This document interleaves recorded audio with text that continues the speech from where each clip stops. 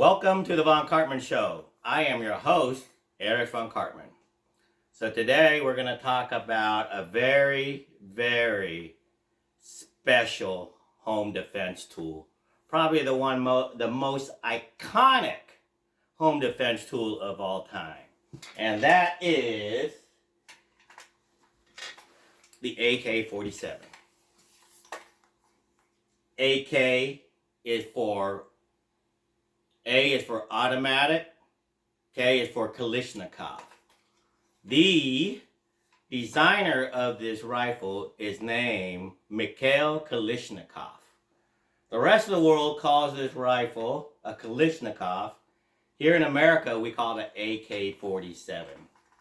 There's also an AK-74 that uses a smaller Soviet cartridge, 5.45 by 39 millimeters. This one is a standard Soviet round, 7.62 by 39. All right, but the calibers, the bullet diameter is actually it's bigger than a 308, right? It's bigger than 7.62. It's something like 0.311 is the barrel, the diameter of the barrel exit hole. So Kalishnikov himself, man, his story is pretty amazing. Came from a family of like 20 kids. They were peasants, sickly kid, but he loved machinery, so he got to work in a machine shop when he was young, like, I don't know, 15 years old, something like that. And then he eventually got drafted into the army. Because he was so good mechanical, they made him a tank mechanic, and he got hospitalized or something, so he got transferred to a weapons development, like in 1942. And that's where he, around that time, he made a couple weapons. Eventually he invented the AK-47. So his story is pretty amazing itself. But so this is probably the most iconic rifle of all time. You know, if you're an insurgent, if you're a bandit, you know, like if the Old West had this rifle, all bandits in the Old West, the American Old West would probably use this, right? Very iconic rifle. It's very simple. It's a stamped receiver. You know, stamped meaning they actually stamp it from sheet metal, and then they bend the sheet metal. That's what the receiver is made out of. Traditionally, they are like that. But the Bulgarian, a certain brands like the Norinkos, the Chinese-made AKs, those have milled receiver where it's like a solid block of wood. This one right here is a milled receiver AK. This is a Bulgarian with American wood blonde furniture to simulate the Bulgarian wood furniture. You know, most people don't like this wood, Bulgarian wood, but I like it. To me, AKs have to have wood, you know, for the furniture. And no scopes, no nothing. You gotta have the traditional AK lines, you know. I hate when I see, like, I get really irritated when I see AKs with scopes on them or lights or anything like that, you know. I mean, you don't want your AK to look like a new school AR, right? It doesn't look right with everything on it, right? It just looks way out of place. So this is a Lancaster Arms AK. Well, it's a little bit loose here, so I gotta tighten it down. I've shot this one a lot because, you know, when I'm training new people how to do home defense, they always want to shoot an AK. Everybody wants to shoot an AK. To me, they're nothing special except for they're iconic. You know, it's like an old collector's car. I mean, it's not something I would use for home defense, but it's nice. It's something to look at, pull out, and play with every now and then. So Lancaster Arms, they made their AKs from really, really premium, like grade A Romanian part kits, right? So these, for all intents and purposes, these are Romanian rifles, except for the receiver, and I think the rule is you got to have 7 parts that is made in America. So I already know the bolt is American. I think magazine counts for 1 part. I'm not sure. The trigger is American. This Lancaster, it's got a sweet trigger. Sweet trigger.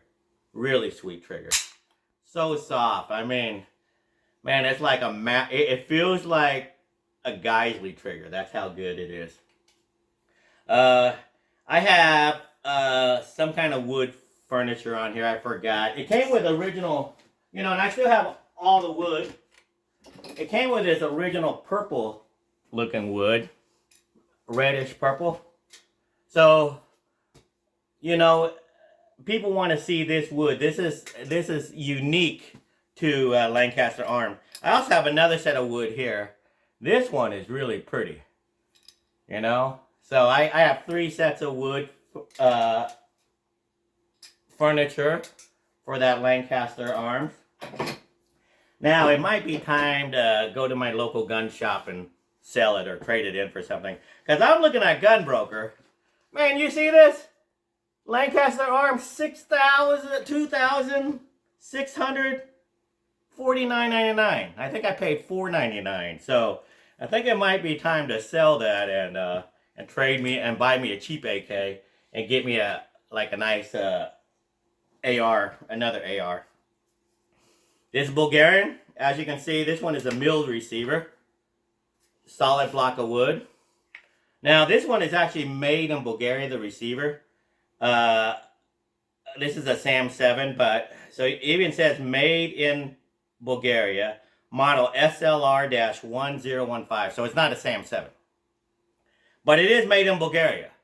And the way they got away with it is so it's a sporter rifle. They chopped off the bayonet lug. Man, do I have a bayonet? Yeah. So they chopped off the bayonet lug. That doesn't have that. They pinned on the muzzle brake. The Romanian has a slant muzzle brake. This one has an old school muzzle brake. This is a really nice rifle. It used to be a premium rifle. Even this one goes for $2,000 now. All right, which is crazy, right? So the AKs that actually went down in value are the Mahdi's, the Egyptian Mahdi's. I was really surprised that those went down in value. I see them going on Gunbroker for $1,500. The Norinkos, 10 years ago, they were probably the most sought after. 15 years ago. Now it seems like people want the Lancaster more than... The Lancasters are the most expensive AKs, and I have no idea why. But it is what it is, right? The Bulgarians, I see these going for $2,000. I saw a Sam 7, original Sam 7, made in Bulgaria. It went for $2,500. Since this is not a Sam 7, but it is, the receiver is made in Bulgaria, I probably could fetch a pretty penny for this one. At least, I'm guessing $2,500, $2,000 minimum. He has the traditional Bulgarian waffle mags.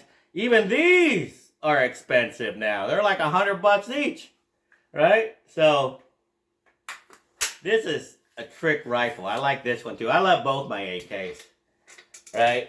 And I had more, I had cheaper Warser 10 and whatever, but I eventually sold that because I figured 2's enough.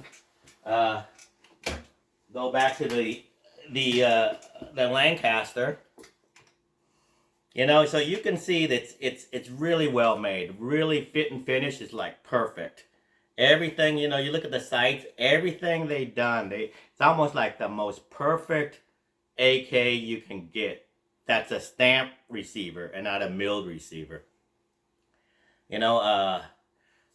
Cold hammer forged barrel, Romanian made, military grade. I mean, the barrel itself, if they were to make it today, it'd probably be worth a big $500. You'd probably pay $500 for it.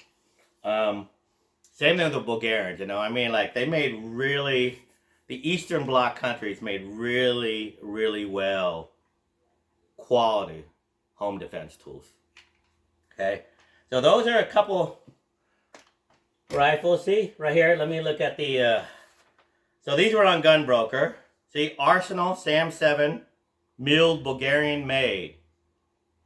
So the starting price was $2,359, and it eventually sold because I don't see it. And I didn't put a watch on it, but I bet it sold for more than that. They normally do. You know, I looked it up on Reddit. Somebody said a Lancaster sold for $3,500. So I think it's time to sell these, right? I mean, and I'll get a cheap one. I have no idea who makes the cheap AK these days. Man, like I wish you guys can see. Look, can you see the made in Bulgaria? See, this is Bulgarian. You see, it's from a solid block. The receiver is one solid block and not like folded metal, right? Don't do that. That's upside down. Now this trigger right here is not as nice. Oh, it's actually pretty nice too. Wow, they both got really nice trigger. But the Lancaster is a little bit nicer. But a lot better than factory AR-15 triggers, okay?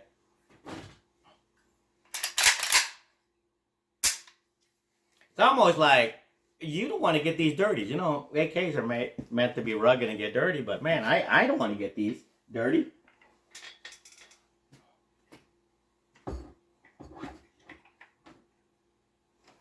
Back to the Lancaster.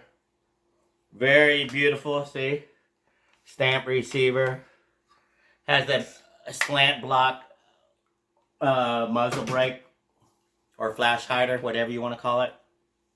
Sights are really nice.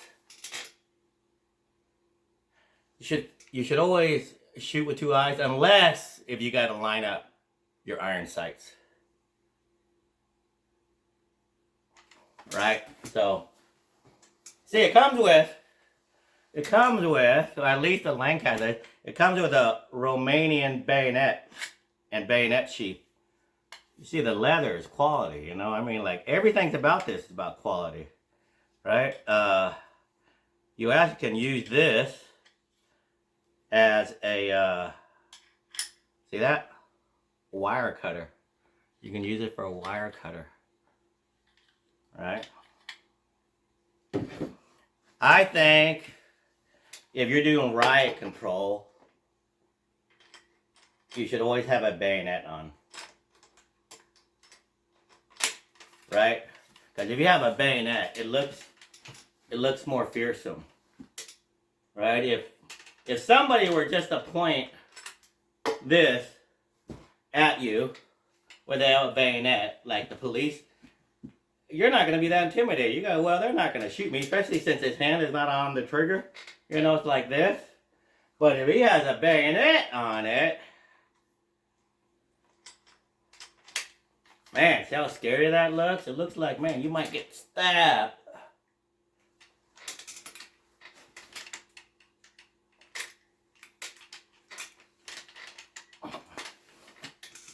A couple of home defense techniques, you know, in case the zombie comes.